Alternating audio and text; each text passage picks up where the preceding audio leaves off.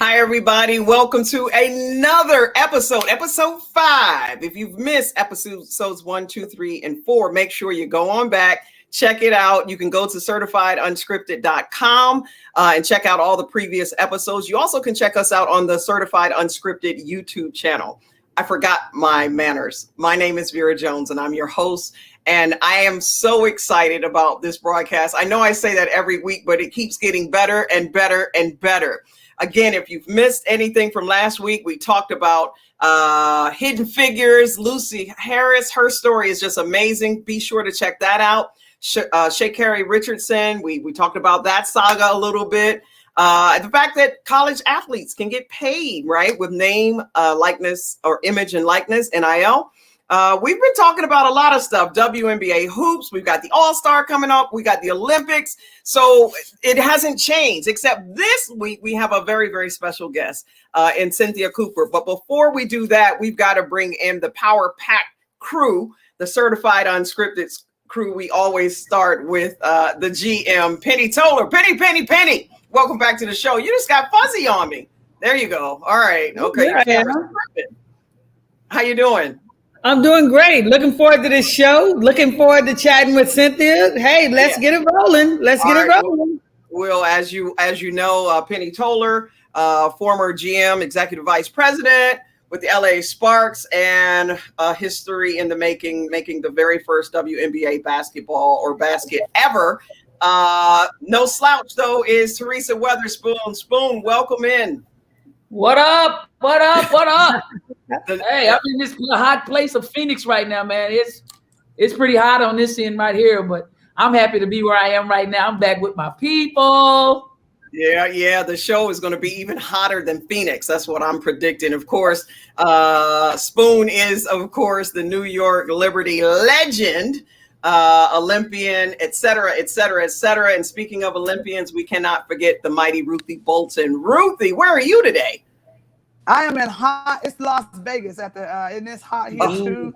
The WNBA All-Star, and then it is like really hot, almost 100 degrees here. But I'm excited to be here. Actually, we're also celebrating the 25 years of the Olympics since Atlanta, and I have my little gold medal here, so we're getting honored tonight. Always drop that in. Just drop that in. I just happen to have it on me. I just so happen to have it. Hey. Don't without it. Hey, all right, okay. She dissed us this time. She didn't have her spoon in her pen. No spoon. I know. No. You wait. No, I got it right here. Look, the spoon. Oh, my bad. See, I want this to be the exclamation point. I just threw this in here right here, but spoon in the house. My penny fell down. Where my penny at? I'm trying to think of something to find for cool too. My roof, the roof. Raise the roof. She's in the building. Well, we're going to definitely talk a lot more about what's going on out there in Las Vegas and going on with the WNBA championship. But we also got to jump into a whole bunch of stuff. I need to make sure I say hello. We've got some folks out there watching us on Facebook Live as well as on YouTube Live. We truly, truly appreciate your support. We know you had some questions, so we're going to get to it. But before we even get to the questions, how about Paige Bueckers' speech last night? Or was it last night? When was the ESPYs? Did I miss 2 days? Sunday. Anyway, I'm like, what day is this? So Paige giving won Best Female College Athlete of the Year at the ESPYs, devoted her speech to Black women. I think that said a lot. I'm sure it caught a lot of people off guard, but at the same time, it made a lot of people feel really, really appreciated, significant. She made the comment about how 80% of the WNBA is made up of minority or Black women, and that sometimes the WNBA has a way of not always celebrating them. And a lot of times it's a lot of the white faces that are getting a little more publicity and that kind of thing. And she acknowledged a lot of the struggles and a lot of that. I just thought me personally, I thought it was awesome for her to give that kind of tribute in the midst of receiving an amazing award. GM, you say what? Yeah, I thought it was amazing too, because usually when a person receives an award, it's all about themselves or they're thanking everybody. But she took the time to acknowledge, the diversity and the majority of the league being Black women. It's funny because a lot of people will look at Paige and they look at a lot of athletes and don't know their history. I don't even know if people know that her dad or her stepmom is Black. Her little brother is mixed. So I say to Paige is, you can tell she's woke. And when I say woke, aware of what everything that's happening in the world and understanding, where everything needs to be in terms of recognizing your Black athletes, our Black heritage, the role that we play in these sports. So yeah. I took my hat off the Paige, and if people go look in her background, I think they'll see that it's more to Paige than, just the color of her skin. And you look at all her videos she make with her little brother, that her dad and, I believe her stepmom, who's African American. So I took my hat off to her because the thing is she's young, but she's recognizing the history. What we've been saying on this show about connecting the past with the present. You know what I'm saying? And it goes to show you that with players such as Paige coming along, this league is going to be in good hands in the future. Yeah, I think that's great too. I think it's really, that's what it's going to take. It's going to take the curtain has fallen. It's going to take people that say, and by her speaking and sharing that, because like I said, what probably was a surprise, but to her to be that young and still have a conscience, for this issue is a major. So now people are like, what? So it's going to get people say, I see you, I hear you, and that's what it's going to create. It's going to create this space. So you know what? Okay. I hear what you're saying. I see you. So I think that was, I applaud her too for her courage and actually just being who she was to really share and be that transparent. Yeah, I'm with you guys. It was big. It was huge. I think too that, how we always talk about using your voice and using your platform. She understands how big her voice really is, and she understands her platform. And for her to stand there and like Penny, I'm back to what you said. They normally stand on the stage and talk about the things that they've gone through to get to where they are and how thankful they are for the award. But she took that moment to use her voice, to use that platform and talk about what Black women have gone through. And she stood for us. And that's what it has to be. In order for change to have to come, it's not going to only just be us as Black people or as Black women. But when you have white women step into the forefront to say, things need to change, that's big. That's what we need. We need that type of person to have that voice and for people to hear her. She knew people would hear her and understand that we have gone through a lot. And she appreciate what we've done in the path that we've paved. And I'm telling you, the perseverance of us and what we've gone through. And we're still standing. So she's recognizing that, and I applaud it. I applaud it. Yeah, that's awesome. Yeah. And I felt she meant it. I don't think she's gonna get on the phone and say something different on another topic that we probably would cover later. I felt that she actually meant what she was saying. And not just let's be real about it. How we feel as Black sometimes that white people say one thing, but then, behind that closed door, they're saying something different. I felt that she actually meant hers, and, not so much the Nichols and the Taylor incident that we had, so. Yeah, at such a heightened time too of awareness. I think it showed a lot of maturity and courage and a lot of heart to do that. Another event that took place, or another award that was given, was to Maya Moore, the Arthur Ashe Award for her humanitarian efforts. There's a question, and you can speak on that as well, but there's a question from last week that relates to Maya Moore. Here she is on this platform. She missed Penny, or you can tell the story, but she missed last season? Has it been 2 seasons? I am really 2 seasons now. I cannot remember yesterday, 2 weeks ago. But she spent some time, championing a cause to get her now husband out of jail, right? Because they ended up getting married after the fact. So anyway, on that, there was a question about, will she ever return to the WNBA? Your thoughts are what? No. What she got? Let's count them. 1, 2, 3, 4 WNBA championship. I think she got a scoring title. I think she was MVP of the championship series probably twice. You know, it's no reason for her to come back. You know, I think Maya's on to something different. You know, I think, you know, she even says it herself, her calling was something different. Yeah. You know, and I mean, I'm just in awe of her because not too many people, you know, when a person's in a space and the sun is always shining, it's hard to see a person walk away from that. Maya walked away from that and did something spectacular. So before I pass the mic on to my sisters, Ruthie and Teresa, I want to say, everybody out there, if you're sitting in front of the television tonight, watch 30 for 30 because they're showing her show tonight. 9 o'clock Eastern time and 6 o'clock here. When I get off this show, I'm about to flip it on because, I mean, what she's done is extraordinary and not too many athletes do what she did. You know, not at all. At the height of her career, she left. Absolutely. She probably have about what, 7, 8 titles? Yeah.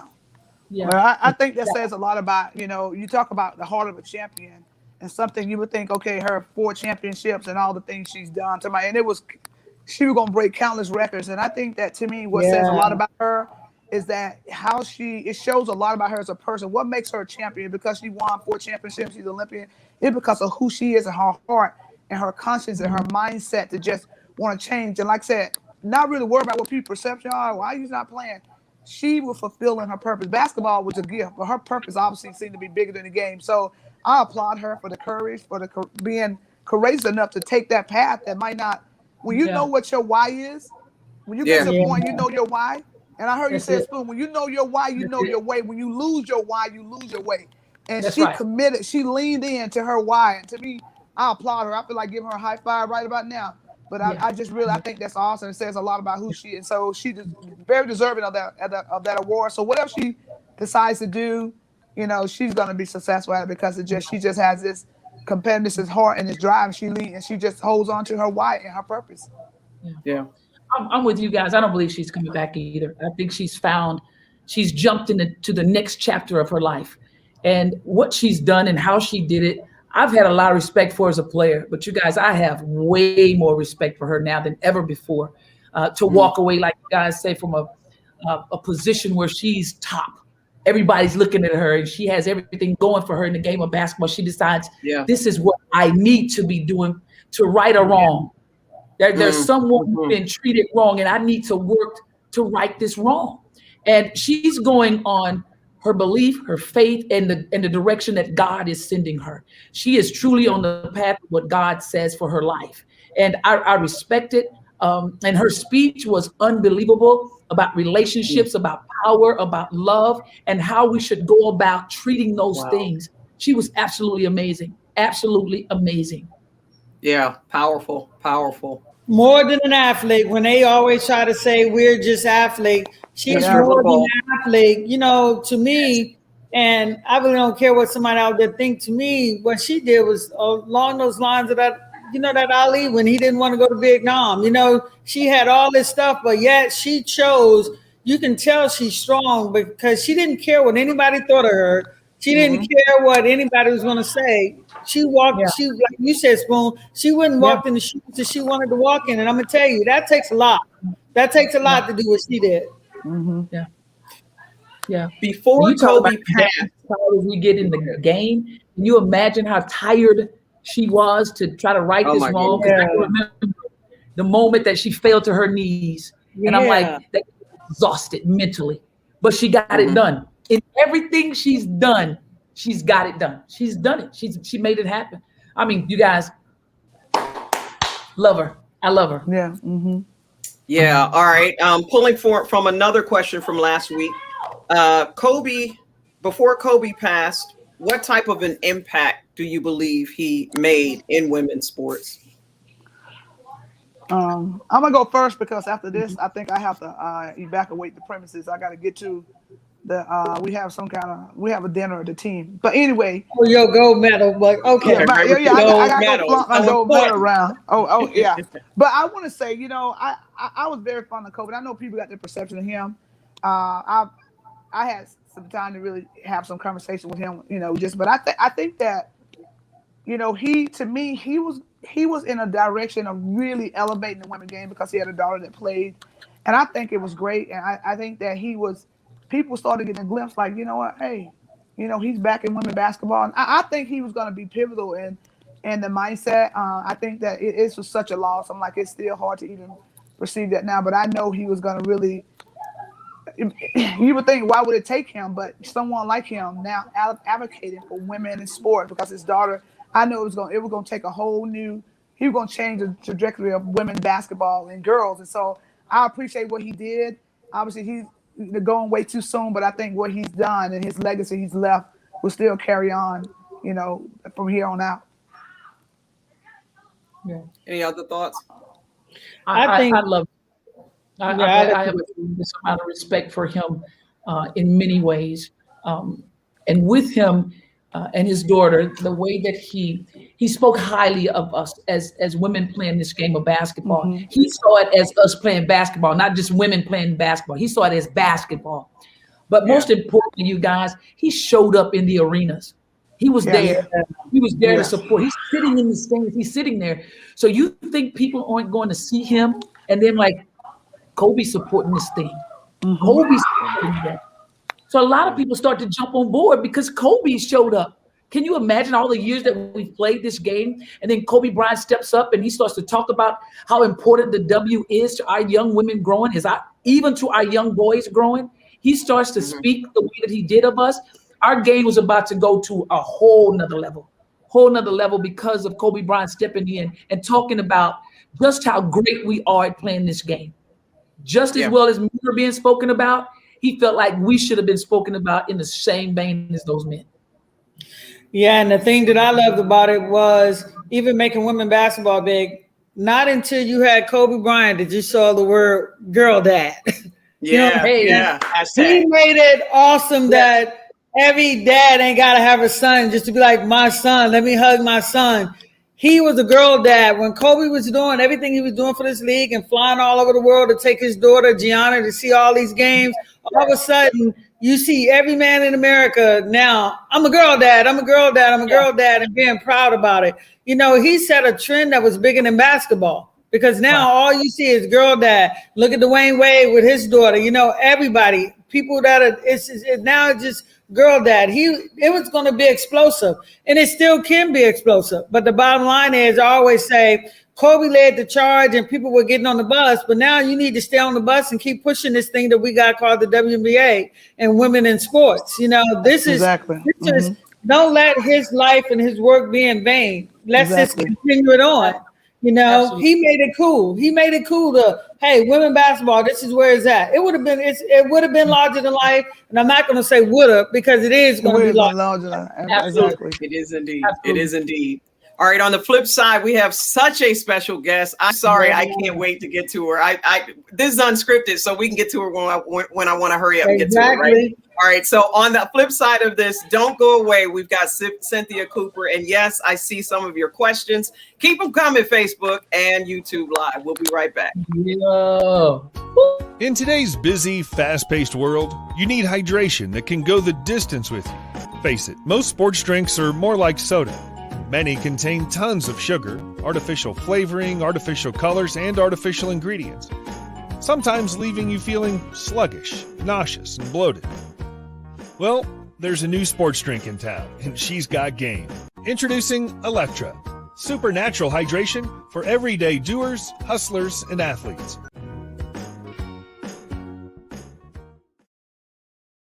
We truly we absolutely positively thank our sponsor, Electra, and we are super excited that we have Cynthia Cooper joining us today. So if anyone's going, who's that? As if that's even possible. Let me give a little rundown. So she left Houston Comets as the all-time scoring leader, 2,601 points. Free throw percentage, she led that too at 87%, and assists at 602. She's a 4-time WNBA Finals MVP and a back-to-back, make sure you count them, back-to-back WNBA champ. And not very many people can say that at all, unless you were a teammate. Naismith Hall of Fame inductee in 2010, Women's Basketball Hall of Fame in 2009, Olympic gold medalist in 1988, in Seoul, bronze in 1992. Make sure I got all the coaching down. Former head coach of the Phoenix Mercury, head coach of Prairie View, University of North Carolina, Wilmington, USC, alma mater, and now the head coach at Texas Southern University. So, and I'm still reading. 3-time coach of the year. If you want to know someone who's done it all in basketball, she's right here on our show. Cynthia, welcome. Oh, thanks for having me. I've enjoyed the conversation. I was like, shoot, they can do this without me. They sound great, amazing. What insight? It's very, very entertaining. Yeah, well, it's a lot. Ladies in the building. Cool. We love you, man. We love you, man. Thanks for being here. Yeah, for real, because we were like, oh my God, we got to get Cynthia on this show. We got to get Cynthia on this show. We got to get Coop. Oh my goodness, I miss you guys. You know how you do it, Coop. Raise it. I saw Ruthie with all her props. Yeah, that's Ruthie's.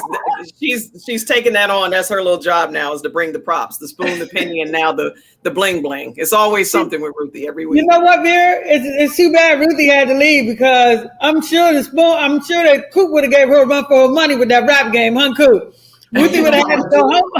You know how I do it? Ruthie, oh man, we missed it. We could have had the battle on the music up in here. You know it. Coop gonna wrap it out. Hey, you know I'm ghetto. So a ton of questions coming in for you, Coop. Again, welcome to the show. Wow, 4 legends of this game. Love the platform. A lot of people are saying kudos, respect the game. Cynthia Cooper, much respect to the legend. Okay, here's a big one. Cynthia Cooper, big fan from, well, you know what? I figured out how to do this. Watch what I can do.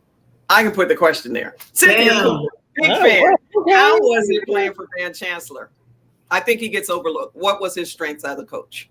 Yeah, so Van Chancellor, it was amazing playing for Van Chancellor, because he knew how to manage talent.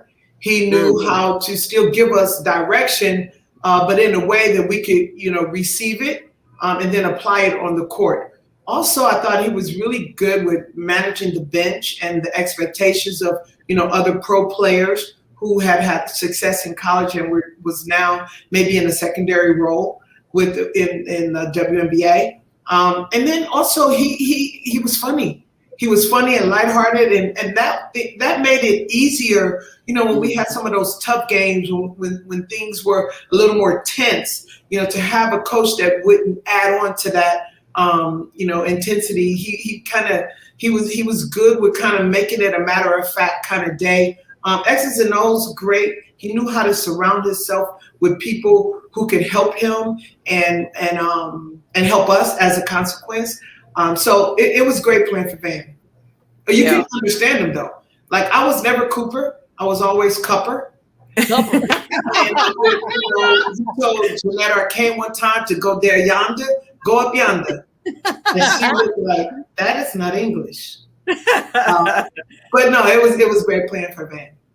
Hey, Coop, Van was pretty good, because he would always say, get that ball to Cupper and get the hell out the way. Cupper.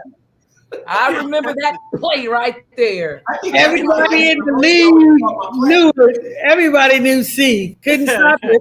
Hey, listen, I would hear you guys calling C from the bench.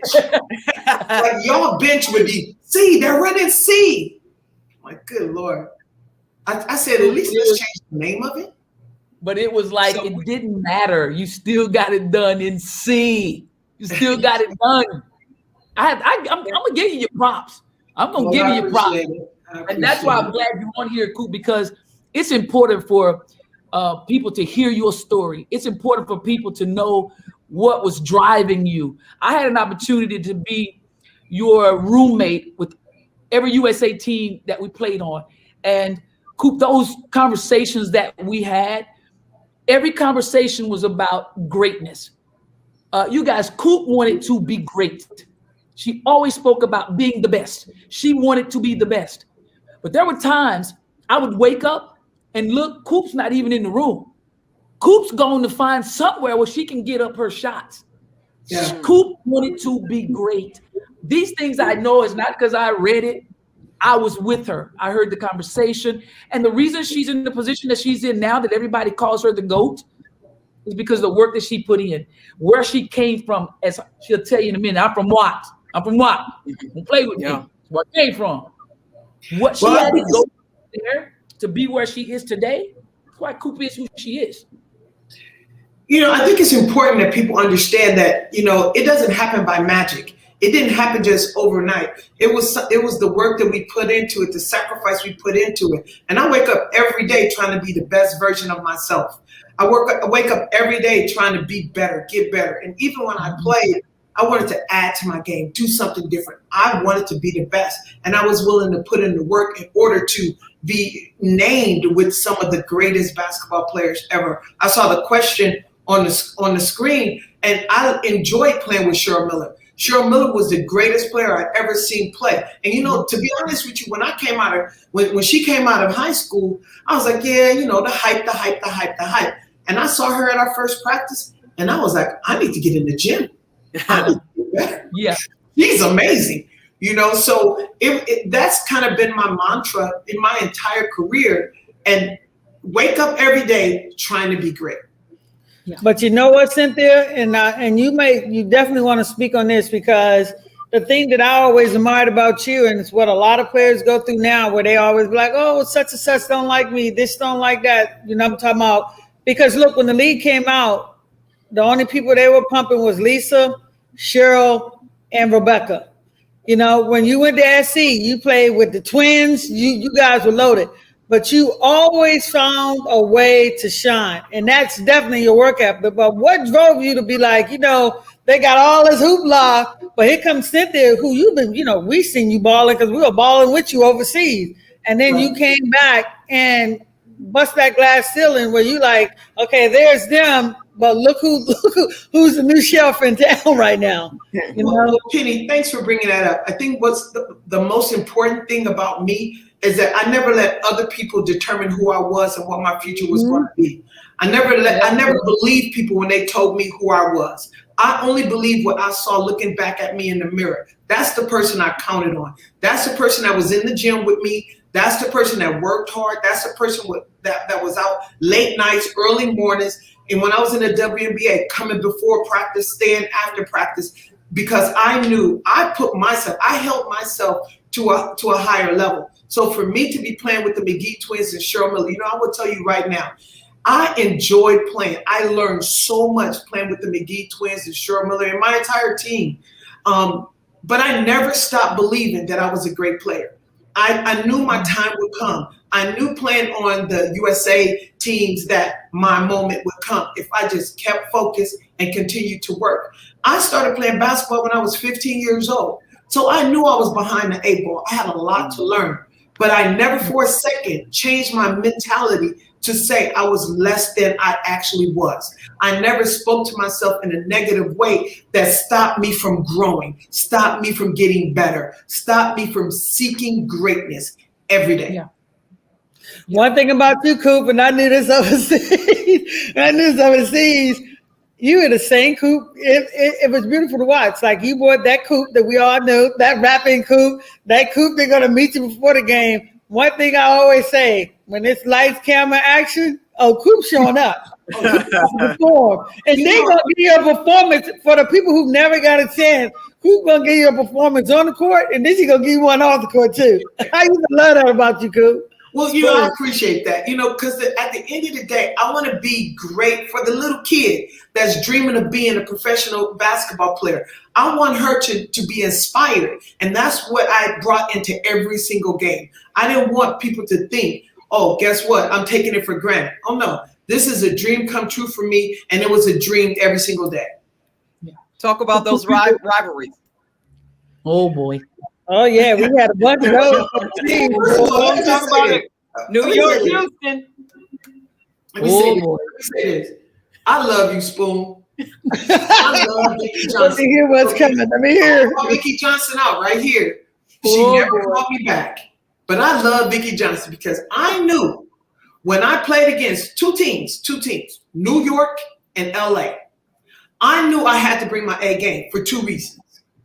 In New York, the 2 reasons were I was playing against Teresa Weatherspoon and Vicki Johnson. And they had watched so much film on me, I was going to have to bring my A game in order to help my team be victorious, right? And the second reason is I was playing in Madison Square Garden. I'm bringing the noise. You don't get that every single day. I'm bringing the noise every single day. And then I go to LA and I'm playing in the Forum. What? Lisa Leslie. Oh yeah, this is my old stomping grounds. I grew up in Watts, right? So I grew up in Watts. All my high school people coming. Some of them still had their Jerry curl. I ain't kidding. Right? It was. So I had to bring my game. One, because LA should have chose me. Ooh. I was the GM there. If I was the GM, I would have chose you. I was the GM, I would have chose you.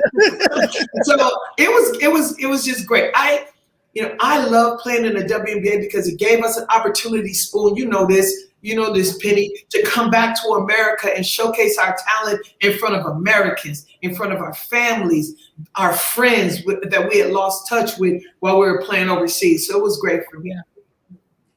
Yeah. I gotta say something, right? Because we got popped 3 times by you guys, and I'm still kind of salty, but nothing we can do about it now at this age. But it was incredible to compete against you. Like you said, it was, we were up, and VJ and I were roommates. If we go to Houston, we're talking about, okay, listen, this is how we're gonna have to approach Coop. This is how we're gonna have to do it. Yeah, we knew we couldn't stop you, but it was about containing. And containment got hard. Containment got hard when you started passing that thing and getting everybody involved. And then you look in the dang stat sheet, you still had 25. Looking at an 8, 9, 6. Like, dang, that's when it got really hard. But this is what I like for you to speak on for those young people that's watching. And that's about adversity. Because you've gone through a lot. You've lost a lot. You lost your mom. You lost your best friend in Kim Parat. And I don't know if people know that you had this accident that you were in and then the fire of your home. Could you speak on what you did to make it through? What was in you to make it through? What were you thinking? What was driving you? Thanks for bringing that up, Teaspoon.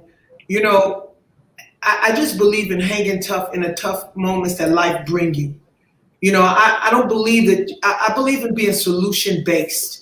And finding a solution, a remedy to the problem that you can use your circumstances as an excuse. I like to use my circumstances as a reason to succeed, not an excuse to fail. Mm-hmm. I think it's important that you come out every day and you can turn a negative situation into a positive situation. And when my mom passed away in February and Kim passed away in August 19th, I was devastated. I had spent, it was like I had spent everything I had. I had nothing left. And then I woke up one morning, I was like, nope, I'm going to pay a tribute. I'm going to pay a tribute to 2 people that were special in my life. And I want the world to know how special they were. The only way we can do this is to achieve this goal of winning a championship. My house burned down, but I never allowed anything to keep me down. And I think it's because of my upbringing in Watts. Right? You can be on the wrong path. You can always get back on the right path. And then you can pick yourself up and start all over again. Do it again. Right. Be great every day. Work on it. And then, so I believe the other thing about me, so I'm hanging tough, right? But I'm a finisher. If anybody knows me, if anybody's ever played with me, they know I finish. I don't just take shots. I try to make shots. I don't just start a project. I'm finishing a project, and I'm going to finish it as strong as I started it.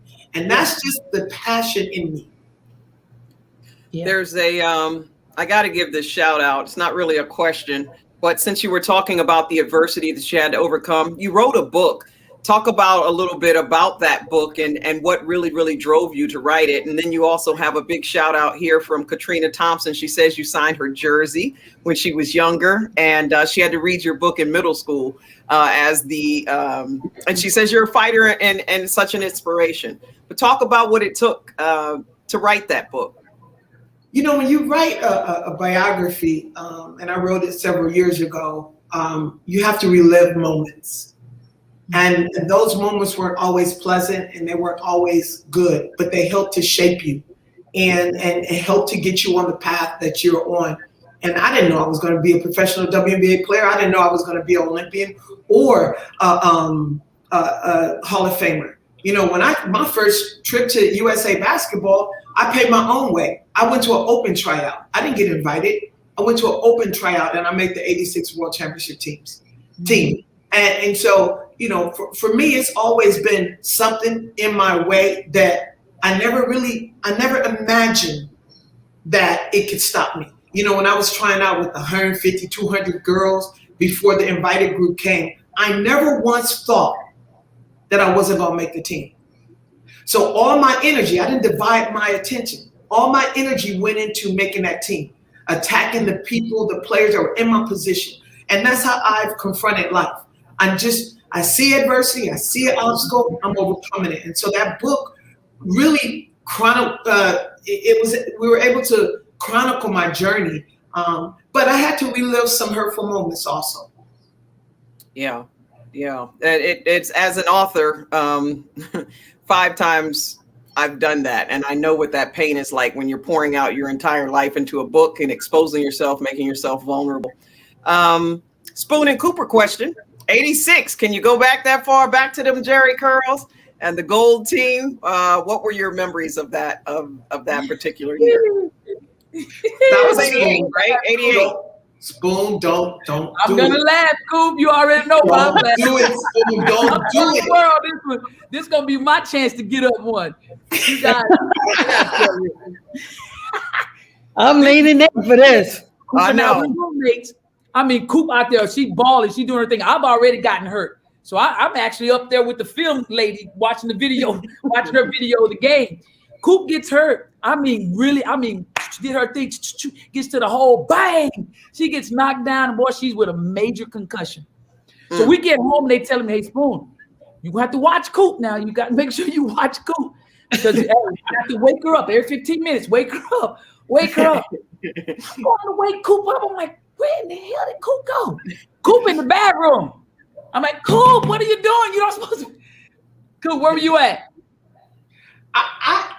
I don't remember this. I'm telling you right now. She said I was in the bidet instead of. Yes, she was. In the bidet, y'all. Dude, first of all, now let me tell you my version of the same story. So we're playing. I'm in the game. We're playing against Canada. You know, yep. I go up to get an offensive rebound, middle of the lane. I get this offensive rebound. I don't come down with it. I put it back up. As I shoot it, as I release it, one of the Canadian players swings Cynthia Brown underneath my legs, cut off my legs. I hit my chin on the floor. I crack a tooth. I'm really knocked out, but I'm still talking. So I must have been saying I'm all right because they tried to sit me on the bench first. So I'm falling off the bench because I'm out. Right? The first thing I actually remember, because I saw this on film, the first thing I actually remember was me in the locker room and Teresa Edwards yelling, "Cope, are you okay?" And so that was the first time I was like, okay, what happened? Like, what's going on? Mm-hmm. So of course we go to the doctor, we do all of that stuff, and they say, Spoon, she can't go to, you gotta wake her up every hour. And I think I went to the restroom normal. But my roommate normal. Nope. But I'll tell you what, playing on that 86 team was really interesting for me and Spoon because we didn't really we were the young bucks on that team. Ann Donovan and Andrea Lloyd and Teresa Edwards and Katrina McClain. They were really the stars, kind of like when I was at USC, right? And so for us, I just wanted to play. I thought, me, I'm thinking I'm great. I can play. I remember Coach Yao telling me, Cooper, you're going to have your opportunity. And rest in peace, Coach Yao, I believed her. And I calmed down and just waited for my opportunity. And I made sure that I was ready when the opportunity presented itself. Right. Mm. There's a question about what was for all of you, your greatest WNBA moment. Can you recall? Penny? Oh, my greatest moment, I guess, my greatest moment is, it's going to sound corny, but I'm going to say it anyway. My greatest moment was, getting the call that the WNBA was about to happen, because, I mean, as a young girl, you dream of, man, I wish I could play at home. I wish I could play in the States. So my greatest moment was when Renee Brown called me and said, hey, we starting this league. You're going to be a marquee player in the WNBA. And then, to kick it off against New York, I'm going to tell you, I was, we were planning the game, but I don't know about you, Spoon. I was mesmerized before I got to the game. Took me like a quarter to realize that this was real. So that was my greatest moment, knowing that it was coming and knowing that I would have an opportunity, just like the rest of the ladies on the panel, to be pioneers of what this league is now. So that was my greatest moment, just getting the call. Hey, let's play in this league in America. Yeah, for me, it was playing in Madison Square Garden. Everybody would say the shot, Coop. Everybody would say the shot. Yeah, but it was playing in Madison Square Garden. Without a doubt, it's the best place in the world to play the game of basketball. And I had the opportunity to do it every season. So that was by far the best moment for me, is being able to tie my shoes up, put my uniform on, and play in front of what I believe to be some of the best fans ever.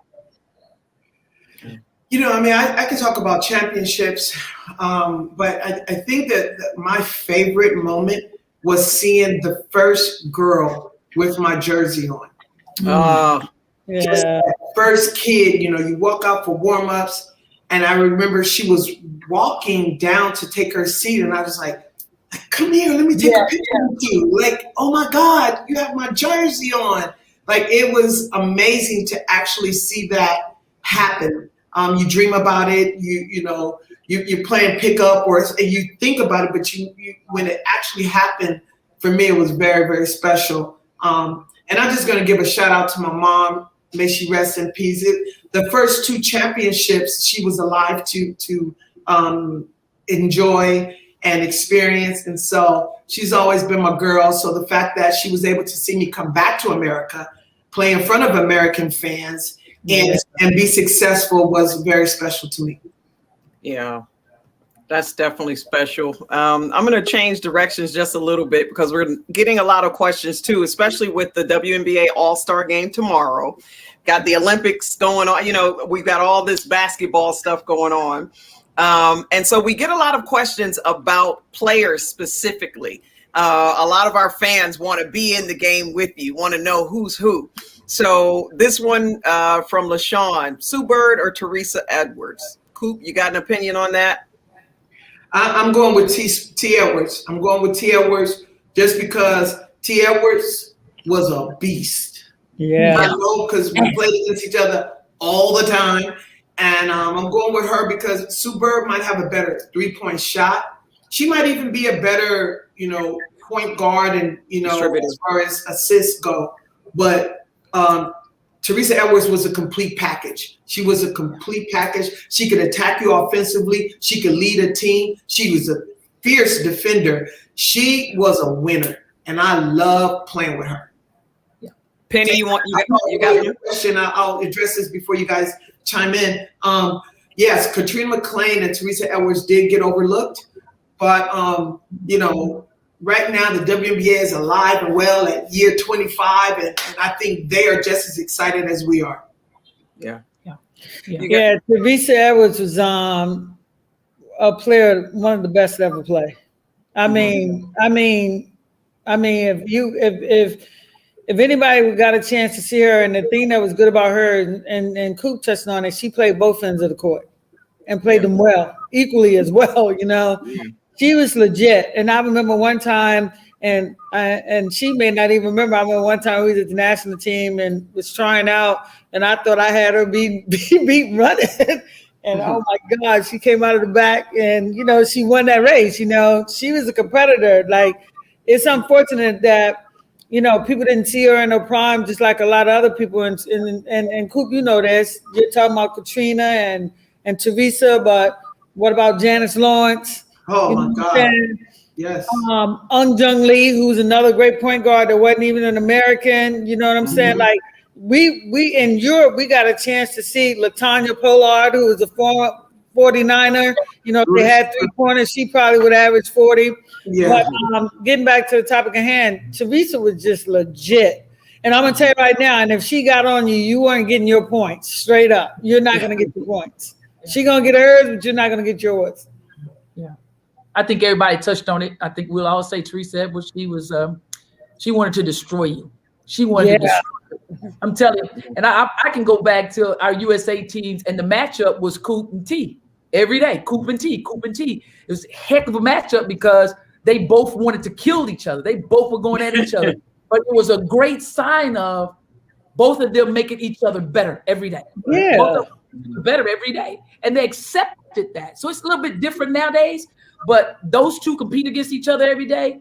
They wanted to make each other better, but T has an ability to take you out of everything you want to do. People don't even recognize or even talk about her speed and quickness. She had blow by speed, and she could conduct the show like Coop said, but she wanted to destroy you. The moment she stepped on the floor, she wanted to destroy you. We can talk about a lot of players that a lot of the people didn't get a chance to see, who we know are great and what they would have done in this league if they were playing. Yeah, it would have been unreal. And Katrina probably could have averaged 30. Katrina was one of the best post players to ever put on a pair of tennis shoes, you know, and that's why we can say this, and this is why these young players need to know their history. I mean, overseas, don't get me wrong, this is great, the All-Star game, and we were talking about that, but every game overseas was an All-Star game. If you were to come overseas and see these players, you would be like, oh my God, am I right, Cooper and Teresa? It was an all-star game every day overseas because it was straight up the best going against the best every night. Yeah. The best going against the best. And I think that with no help. Yeah, it speaks volumes too, because right at that time, you know, that you're referencing at the height of the career, the ABL, you know, when the WNBA was just coming out, then the ABL was there. And so this question has actually been asked about 3 or 4 times. So I'm glad we're getting a chance to pounce on it a little bit. Can you talk about it? And there's always was the ABL better? Was the WNBA better? We addressed that last week. But just thoughts in general of how having that connection and that expansion, really, when the ABL players came into the WNBA, how much that made the league better, and how does it compare to what it is now? I don't have any experience with the ABL because they didn't want me. So, so y'all go ahead, have at it. Yeah, I never played in the ABL either. To be honest with you, I didn't know it was coming. But the thing that I always say about the ABL is what I always say about women's basketball. To go from 0 to 1 league to 2 leagues, I'm happy. You know what I'm saying? I never, you know, obviously the WNBA is around longer. Obviously, we had the big brother, the NBA, and we came with television. You know, that's why the WNBA is here.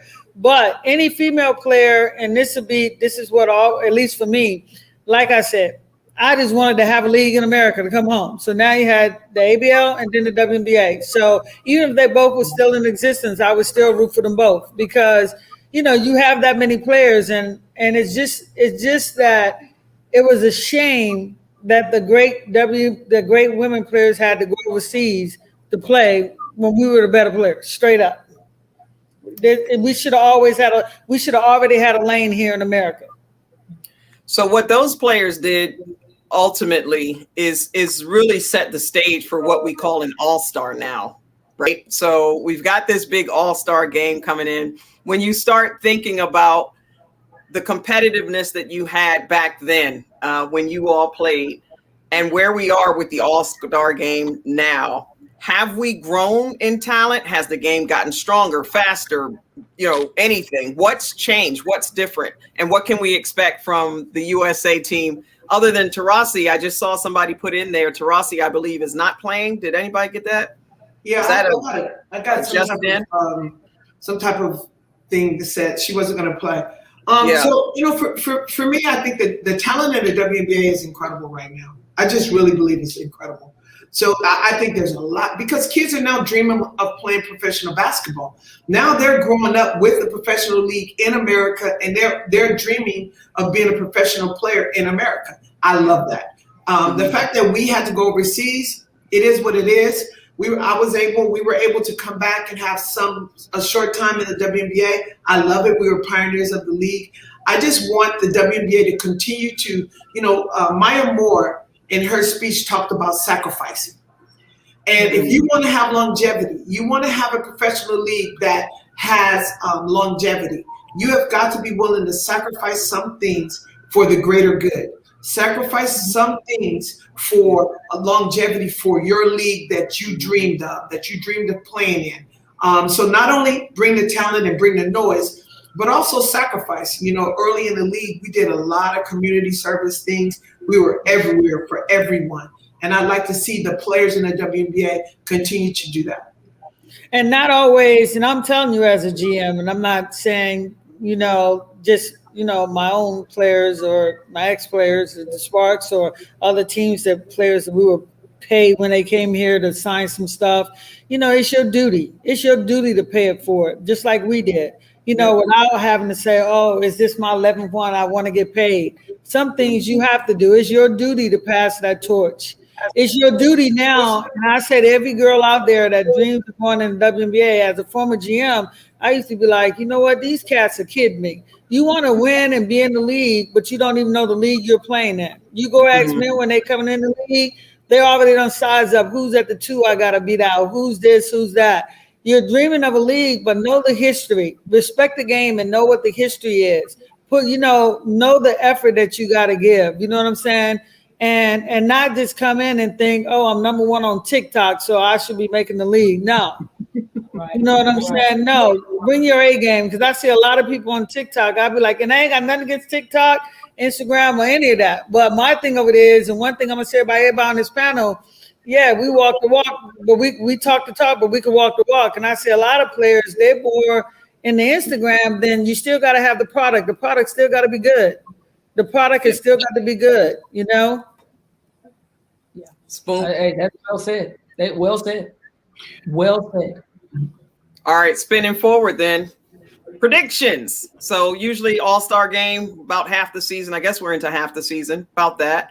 What are your thoughts? Well, see what our notes are. Well, who's going to win the All-Star game? Let's start there first before we get to the league. Who y'all got to win the All-Star game, Spoon and Coop? Hey, this is going to be good. This is going to be epic. I'm telling you. It is. I mentioned this before. It will not start in the 4th. It is not going to start in the 4th. When that ball goes up, this game is going to be good. I'm telling you. Like we have Dawn saying, you guys make sure you show why you are an Olympian. Tina and Lisa on the other side saying, you guys show now why you should be an Olympian. So then it's going to come, boom, they coming head to head. Yeah. I'm telling you, I want the coaches to be mic'd because I want to hear that locker room speech. I want to hear the locker room speech because this is going to be epic. This is probably going to be one of the best All-Star games that we've seen. One of the best because it's going to be start to finish.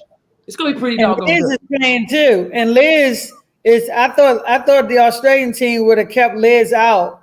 And that's why I had Vera Jones in. But Liz is actually going to play in the game. For the national team. That All-Star team is legit. And like I say, my starting 5 will be right now, Liz Cambridge, CP, Candace Parker, DeWanna Bonner, Vandersloot, and take your pick between Enrique and Courtney Williams, because it's about to be on and popping. And if you don't have your All-Star tickets, go get it now. And then the men already don't lost. So I know Lisa and Tina coming to stake their claim as coaches. So it's going to be epic. Who you got, Coop? I got the Olympic team. I got the Olympic team because I think they're gonna have something to prove. But like Spoon said, both teams are gonna have a little bit of something to prove. I know if I was on the Olympic team and somebody I would be on a mission to let them know the 2 position, the right wing is mine. Just to let you know. Every time I touch the ball, I will be letting them know. And I know if I didn't make the team, if I thought I should have made the team and I didn't make the team, every single time I touched the ball, I'd be letting her know that's really my position. What Spoon was saying. It's going to be so freaking good. That's why the matchups are going to be so good. And that's why the game is going to be so good. So if you don't have your TV set now to turn that sucker on, get it set now. It's going to be a good one. Or just get on a plane and go to Vegas. Hey, Yeah, it's going to be that's going to be a great game. It's going to be a really, really great game. And I think it's going to be a huge tune-up for, Dawn's team. I'm going to go out there on the limb. I want the Olympic team to win, but I'm going to be pulling for that WNBA All-Star team. But the thing is going to be, oh my God. I mean, it like you say, Spoon, it's going to be nerve-wracking because they ain't going to say it, but we all know what's at stake. This is for bragging rights. This is like a street game. Who game is better? Straight up. Yeah. Well, speaking of, I hope she's still there. It's about that time. Our executive producer comes on at the end of the show, like Run DMC, but she's not there. I think Rita disappeared. But typically we bring her in right at the end. There's a couple of things that I wanted to make sure you ladies knew were being said about you. I'm going to have to scroll backwards right here. I had my Teresa Weatherspoon jersey on every game. And the day I got it signed, it was the best day ever as a kid. Love you, ladies. How's that make you feel, Spoon? Hey, I'm telling you, make me smile. I tell you, for someone, I mean, like I think Cooper alluded to it earlier when she said how precious it was to see someone with her jersey on. And when you saw that, it was unbelievable just to be accepted, because we were playing overseas for so many years. Then to come into America and be playing, and the acceptance of us being basketball players was huge. And then you see people wearing your jersey, man. Thank you. Thank you guys so much for that. We appreciate it. One of the ongoing themes since we've started, it's hard to believe we're already 5 episodes in. By the way, Facebook, YouTube, go back, check out the other episodes. It has been a ride. It has been a ball. You'll get all caught up on women's hoops, some raw opinions and real topics. But the one thing that keeps treading through is players that get overlooked. Now, well, there's 2 things. One is Cheryl Miller, and Cynthia Cooper. I can't let you go without saying a little bit more about Cheryl Miller, because that is the big push for who needs to be on here next. Just thoughts about playing with Cheryl, and go all the way back to USC and the women of Troy. Take us there a little bit. Yeah, well, we have a documentary out. Actually, it's called The Women of Troy. It's on HBO, and it really chronicles our story and tells and puts everything in perspective. She was really the Michael Jordan. I will tell you that Cheryl Miller was the first player at her size to be to play both sides of the ball, so offensive and defensively. And then she was the first player at her size to shoot the 3-pointer, so the mid-range game, get to the rim. I remember seeing her in practice rebound the ball and lay it up with her hand over the rim. Mm-hmm. I was in awe, because I came off the bench in college. So we played against, the second 5 played against Cheryl Miller. The first, we played against Cheryl Miller every practice. So for me, it was really about us. Yeah, y'all saw I had company. You got photo bomb. Yeah, she's trying to D you up. Better, and look. Cheryl Miller was the truth. She could take off the dribble. She could knock down a 3. She was rebounding the ball. She defended and worked extremely hard. So she was great, just the greatest. And she was the reason I got my Jerry curl when I went into college. I was like, her Jerry curl looked better than my Jerry curl. Yeah, right. Oh, I was like, yes, I'm getting one of those, and I'm gonna play like Cheryl. It didn't work out that way, but I wanted one. Last but not least, the other thing I was saying, that there's always 2 themes. One, all of the great players, but also the great players that get overlooked. And so Shamiqua Holdsclaw is another one of those names. Anybody that, because this is about the 4th or 5th time I've seen this name pop up. And you were talking earlier about people who are standing up for their causes. And we know that Shamiqua has done a lot in the space of mental health.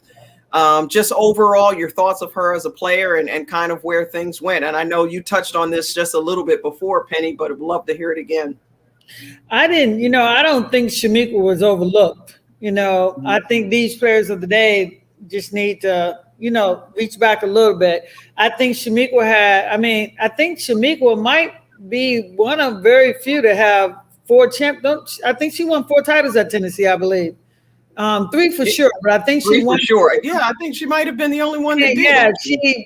Which is rare to have all 4, for her whole career came into the league. You know, I had the opportunity to be her GM when she was at the Spark. One thing about Meek, and Shamika, we call him Meek always was bigger than basketball. And when I said bigger than basketball, it was always more to her. If you met her, you could always see that there was something else out there.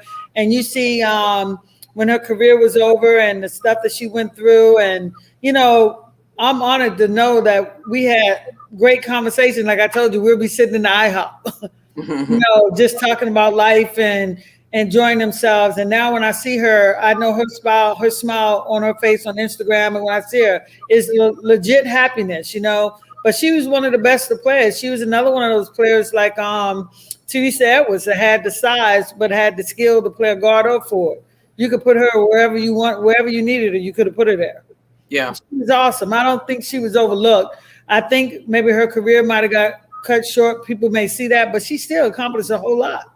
Yeah, she did. And correction, she did not. She did get 3. She didn't get it her senior year. Oh, she didn't? Okay. I know it was well, when you're winning it so much, you can get confused. Yeah, okay. Exactly right. When you're doing all that winning. That's right. Because I came on the show saying nobody can say, I don't think there's anybody.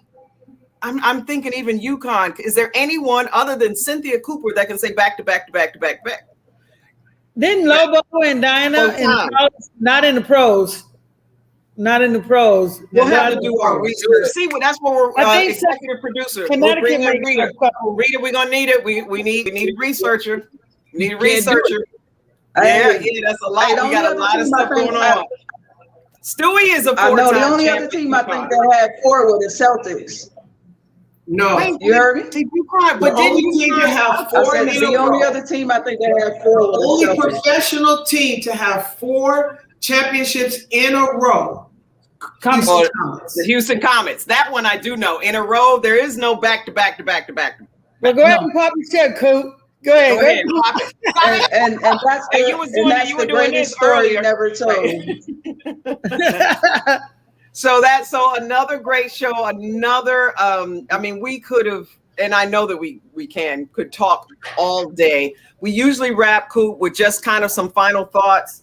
Overall, we talked about a lot of stuff, but we may not have covered something that you wanted to say. So we'll give you that opportunity before we close.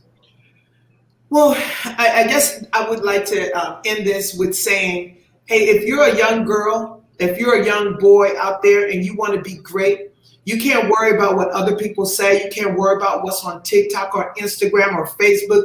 You have to live in your own spotlight. You have to step into your own spotlight. Absolutely. And if your friends don't believe in your dream, and if your friends don't support your journey, then they're not your friends. You have to get like-minded people that strive and want to work and want the same things that you want and want those things for you in order for you to be great. And you can do it. Spoon. Amen. Hey, cool. First of all, thank you for being here with us today and allowing us in on who you are and allowing people to see that you're more than just a basketball player, that there's so much more to your life that people could see, read, and understand and live by. So we thank you. Thank you for that. I thank you for being a role model for our HBCU kids and bringing in talents that our HBCUs even better. So I thank you for what you bring, not only to those young girls and those girls that you're teaching, but just basketball, period, and especially me. I love you and I thank you. I love you back. All right. Thanks. Penny? For me, you know, I'm always happy to be on this show. You know, I'm always rocking with my girls, you know, but Cynthia, you know how I've always felt about you. You know, I used to love you because every time I see her, and I want to stress this to people, even you playing in the heat of the battle all the time. I've never seen you in a bad mood. You know what I'm saying, Cynthia? And you've always came with your best foot forward. And I just want to say thank you for being a part of our show. Like Spoon said, man, I've always loved you, got great respect for you. And you know, when I see you in person, it's always like we in the backyard. So exactly right. Oh, wait. I mean, you just awesome. I got you. I got you covered. There it is, right? I got you covered. They are fire. Hey, Vera, if you don't mind and you guys don't mind, you know, hey, Coop, carry us out. Give some lasting words of advice, you know, to these young kids, because I just think, you know, your legacy speaks for itself. Yes. You know, What should these kids be doing now to keep this league going? You know, I think sacrifice, like Maya Moore alluded to, and we've talked about earlier, I think sacrifice is the key in order to make this league. Pass the torch. It can't always be about money. It has to be about your spirit, your passion, and the league, that the legacy that we've left you is now your turn to pass on to that next generation and make it better. Don't be like us. Be better than us. Give more than we gave, so that this league we can see the WNBA at 50. Yes. There you go. Amen. Well, that's it. As we always say when it comes to women's hoops. Oh, I'm sorry. I can't overspeak the boss. Oh yeah, okay, yeah. Free the boss. Hey, you know what? I just enjoy watching y'all on the show. And as Coop, I want to thank you for being able to come on this week. And you know, as you've all said, you know, we have to continue to pour back into the young ones so that they fully can give back and understand the process of it all. So until next week, I look forward to seeing each of you again. Yeah, we absolutely look forward to this every single week. Cooper, thank you so much for just agreeing to come on the show. I'm sure that things are going to blow up just from having you here. Already, so many people have been reaching out with so many positive comments. You're a legend. You're all a legend. So I'm always very, very happy to be here. So thanks, boss. Thanks for bringing me back. We're going to be back again. We're here every Tuesday. If you're watching us on Facebook Live or YouTube Live, please keep doing it. Don't forget to tell a friend to tell a friend. And we're seeing the numbers grow. And we look forward to seeing this show come into a really, really big spot near you. But until then, make sure you stay right here. You can visit us at certifiedunscripted.com. Got to a lot of the questions today. Continue to send them in. It helps us prep for the next show. Really appreciate your support out there. And until the next time, when it comes to women's hoops, we're not new to this. We're true to this. We are certified unscripted. Unscripted. All right. Everybody check it out. Coop is a 300 hurdle champion too. And the hurdles, people. Check it out. Hurdles, people. Check it out. I know my history. Okay, there you go. I didn't know. I didn't even know that. Yes. I didn't even know that. Next week, I know we'll be talking about the game. So everybody tune in tomorrow night. And when did you say the game? What are we watching tonight? What's coming on, Penny? 30 for 30. Watch Maya Moore on Moore. ESPN. It's gonna be great.